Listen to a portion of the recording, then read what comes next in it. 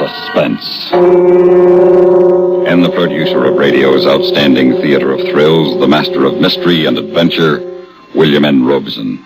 Psychiatrists can tell you some very interesting things about the symbolism of money, and they may be right. Have you ever noticed the furtive way people deposit and withdraw money in a bank? As though it were an almost indecent act, something which should be done secretly and in private. Of course, bank employees are different. Money to them is a commodity, the raw material of their business. They handle it impersonally, without feeling. That is, most of them do. But every now and then, a man can't stand working around so much loot, and he dips his hand into the till and gets it caught. Not so the hero of our story. He has time and patience and brains. He robs a bank and is never caught by the police. Listen then as Mr. Frank Lovejoy stars in Death in Box 234, which begins in just a moment. Here's actress Joan Bennett. It's terrible to try to act with a dreadful cold. To feel better quickly, I take 4-way cold tablets, the fast way to relieve nasty cold distress. Yes, tests of 4 leading cold tablets proved 4-way fastest acting of all. Amazing 4-way starts in minutes to relieve aches, pains, headache, reduce fever, calm upset stomach, also overcomes irregularity. When you catch cold, try my way. Take 4-way cold tablets, the fast way to relieve cold distress. 4-way, 29 and 59 cents. Here's a word about another fine product of Grove Laboratories. Had dandruff for years? Now get rid of it in 3 minutes with Fitch Dandruff Remover Shampoo. 3 minutes with Fitch regularly is guaranteed to keep unsightly dandruff away forever. Apply Fitch before wetting hair. Rub in 1 minute. Add water. Lather 1 minute. Then rinse 1 minute. Every trace of dandruff goes down the drain. 3 minutes with Fitch, embarrassing dandruff's gone. Fitch can also leave hair up to 35% brighter. Get Fitch Dandruff Remover Shampoo today. And now, Death in Box 234, starring Mr. Frank Lovejoy. A tale well calculated to keep you in suspense.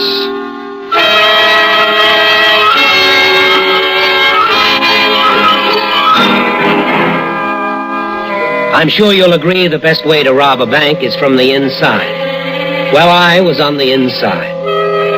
I was the guy you had to sign in with before you could get into your safe deposit box. It sort of gave me a sense of importance and power. Made me a little dizzy, too, thinking of all the loot in those 2,000 boxes. Jewelry, bonds, and cash. And it taught me patience. I had to wait a long, long time before I could put my plan to work. But finally, one day, a little old man walked into the bank carrying a covered birdcage. Is this where I can get a safety draw, young fella? If you mean a safety deposit box, this is the right place. Bank, ever been robbed? No, sir. Don't trust banks. But I got to unload this cage somewhere. You want to put a bird in a safe deposit box? No, I got my money in the cage. Always keep it there, have for years. I own a pet store. Lots of bird cages, some covered, some uncovered. You want to hide something, hide it in the open. But now, I don't know. There's been so many stick-ups lately. Tell you what, I'll take one of the safety drawers. Very well, if you'll just sign here, I'll get you a key. I turned to the key chart, my heart pounding. This was the kind of a customer I'd been waiting for. I searched the chart until I found 2 empty boxes, one above the other. I gave Mr. Jensen 234, and I mentally reserved box 233 for myself. After the old man had left with the empty bird cage, George, the guard, confirmed my suspicions. Man, you know what that old guy had in that bird cage? He told me it was money. All I said was that cage was stuffed with dough, and not a bill less than a C-note. George, I'm amazed that anyone who worked in a bank as long as you would be impressed by $100 bills. In a bird cage? George, you know it's against the bank's policy to discuss the contents of the customers' safe deposit boxes. What are you bucking for, a vice presidency? Merely reminding you, George. It would never do for me to betray my excitement to George. Just as it would never do for me to take out the box above Mr. Jensen's in my own name. For this, I needed someone else. Someone who needed money desperately. Someone with larceny in his heart. But not grand larceny, just petty larceny. I began to search the classified ads, and a couple of days later I found one that sounded just right. Young man wants work, it said. Will do anything for money. Phone UL23742. Hello? Are you the man who placed the ad in the paper? That's right, Dad. You got a job for me? If I told you that for just 3 hours a week you could earn $30, would you be interested? Crazy. What's the gimmick? Well, it might involve a little risk. I've taken risks before. What do you want me to do? I can't discuss it over the phone. If you'll meet me at the sandwich mill on the corner of Van Buren and Gilbert Streets tomorrow at 1:30, there's a $10 bill in it for you, whether you take the job or not. I'll be at the table by the door. I'll be there.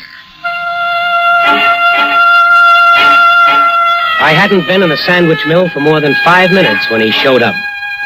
His name was Gil. He looked like he could use a buck, so I didn't waste any time putting my cards on the table. 3 times a week, I'll meet you here. I'll give you $20. You'll come to the bank, you'll put $10 in a deposit box and keep $10 for yourself. It's too easy. What's in it for you? Well, that's beside the point. If you do as I say, you'll have $30 a week. If you don't, you'll have nothing. First time you don't show up, the deal will be off. Have you got that straight? Yeah. How long will this go on? Well, that depends when I no longer need your services. All the money you leave in the deposit box will be yours, plus a $1,000 bonus. Still interested? Are you kidding? What have I got to lose? Nothing. He couldn't lose. I couldn't lose. Nobody could lose but Mr. Jensen. And any old man who carries his dough around in a bird cage deserves to lose it.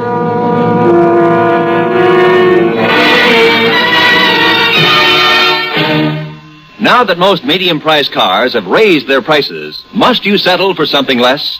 Not if you buy an Ambassador V8 by Rambler, the medium-priced car that did not raise prices for $59. The luxurious but compact Ambassador, American Motor's finest, is next year's car at last year's price. Come test our best. See how Ambassador gives you full hat room, shoulder room, and leg room for all 6 passengers. Discover luxuries that even the most expensive cars do not offer. Personalized luxury, including front seats that adjust back and forward separately for your individual comfort and leg room. Thrill to the new experience of a perfect power-to-weight ratio that enables Ambassador's 270 horsepower V8 to outperform other cars in its class. Turn on a dime, park easily anywhere, because Ambassador has no useless overhang. Don't let yourself be priced out of the medium-priced field. Get next year's car at last year's price. The luxurious Ambassador at Rambler dealers. And now, starring Mr. Frank Lovejoy, Act 2 of Death in Box 234.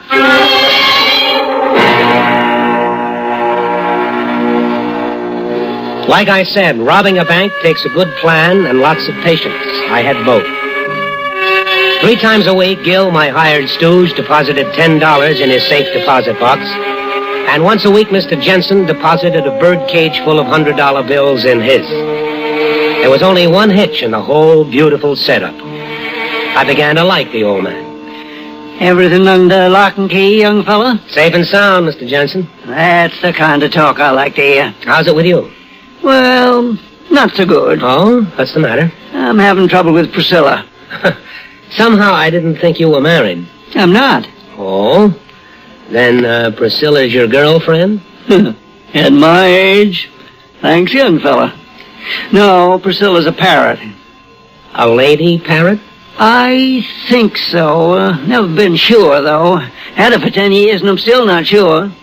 Hard to tell with parrots. What kind of trouble has Priscilla been giving you? Well, I worry about her. She's been off her feed. Hasn't had a single seed for nearly a week now.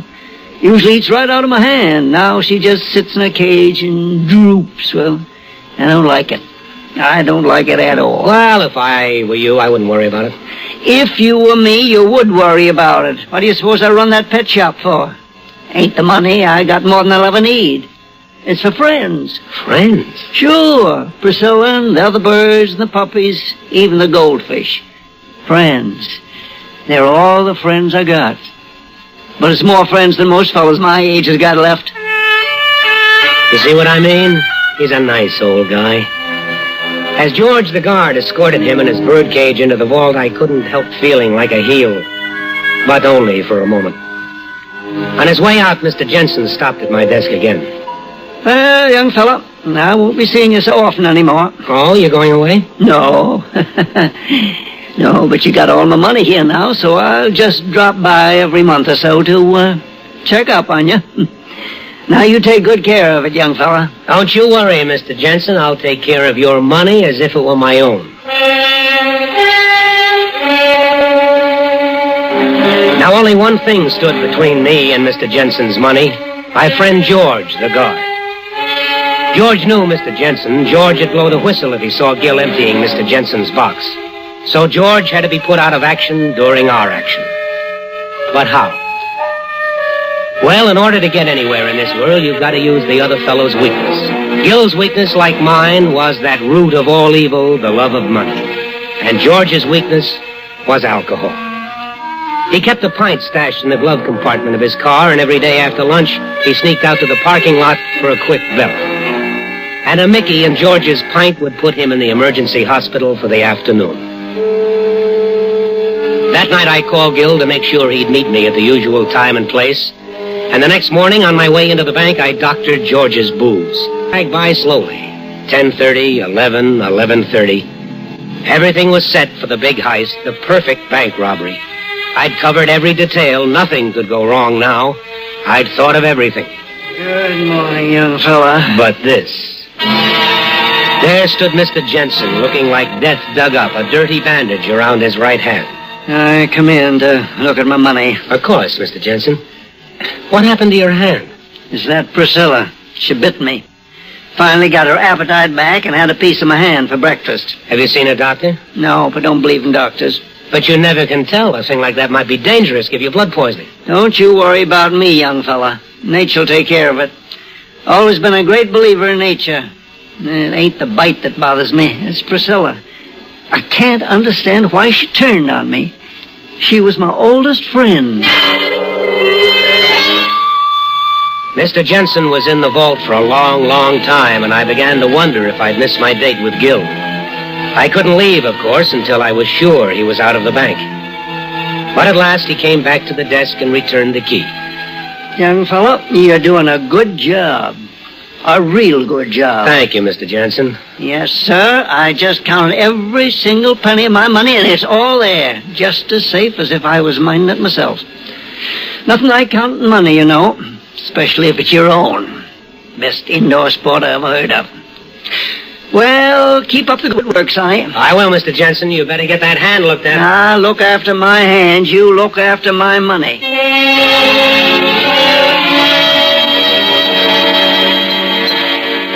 Look, Dad, you know how much dough I got in that safe deposit box? Yes, Gil. Do you? $240, and I could use it. You know, there ain't nothing that can stop me from going in there and taking it out. That's right, Gil. It's your money. Yeah, well, and that's what I'm going to do. And lose your bonus? What bonus? $1,000. $1,000? Who do I have to kill? No one. I don't dig you, man, but I learned a long time ago you don't get something for nothing. That's right. Now, here's what you have to do for your $1,000. Go, man. Come into the bank at 2:30. I'll give you a large manila envelope and the key to box 234. That's just below yours. There'll be a different guard, so don't worry about being recognized. Take all the money out of the box and put it in the envelope. When you come back to my counter, return the key, give me the envelope. I'll give you an identical one with $1,000 in it. Just like that. I'm reading your mind, Gil. Don't try to walk out of the bank with the money. All I have to do is push one little button and you'll be shot before you reach the door. Remember that. What about my $240? Well, you come back tomorrow. You get it out of box 233, and that's the last time I want to see you. Have you got everything straight? I got it straight.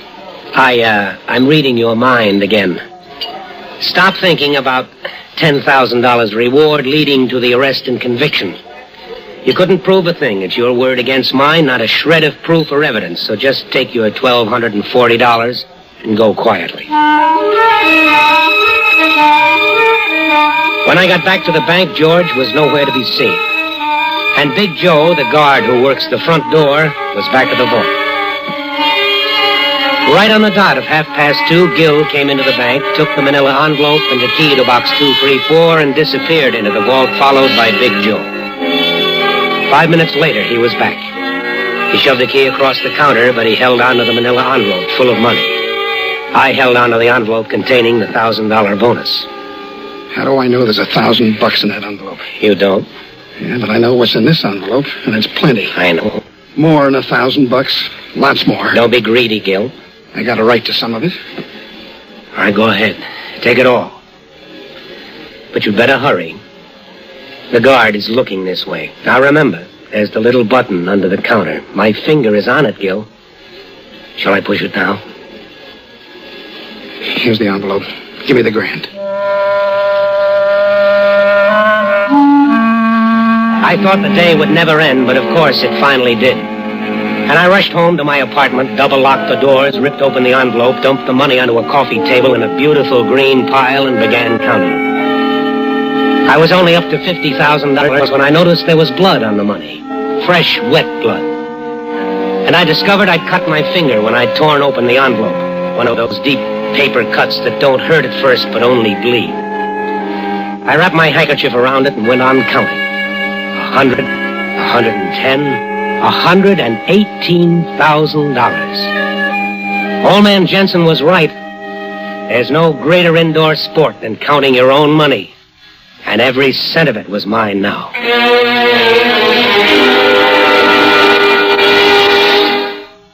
Now here is where the story should end. With a bank robber skipping the country with his ill-gotten gains to spend the rest of his life in luxurious ease in some Central American banana republic. But this was no ordinary bank job, and I was too smart a bank robber. I didn't need to make a getaway. I went back to work the next morning.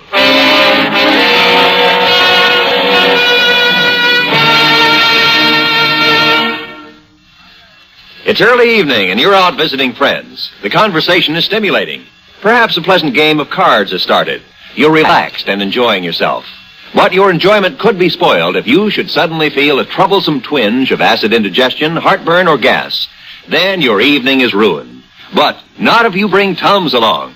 You take a Tums tablet with no fuss or inconvenience. You relax and let the remarkable medically tested antacid ingredients in Tums go to work.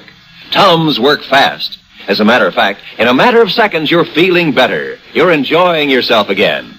You see, nothing but Tums works so fast to make you feel so good so long. So wherever you are, always carry Tums for quick relief from acid indigestion, heartburn, gas. T-U-M-S, Tums, 10 cents. 3-roll pack, a quarter. Or get the new 6-roll Tums pack, just 49 cents. And now, starring Mr. Frank Lovejoy, Act 3 of Death in Box 234.